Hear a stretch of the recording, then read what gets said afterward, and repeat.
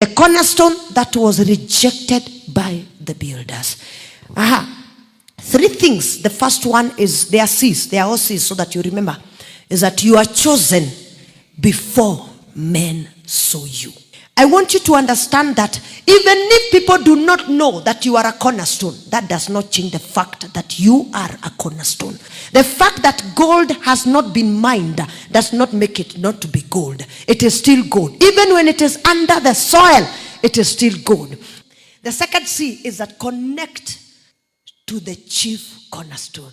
Many times we don't realize our potential because we think we can do it on our own. We can never do it on our own. You need to connect to God.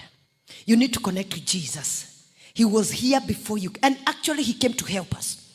And this is not a marketing gimmick. It is the truth. As simple as I'm saying it. You want to achieve your full potential, you must connect to God. The final C, commit to the cause. The fact that the brothers and the sisters and the chief village mate of Jesus Christ did not receive him did not mean he changed his way.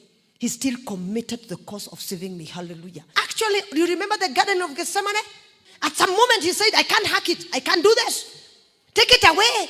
Oh. But he said one thing that saved us. Let your will and not mine be done. I know you're going through struggles, but be committed to the cause. If Jesus made it, you will make it.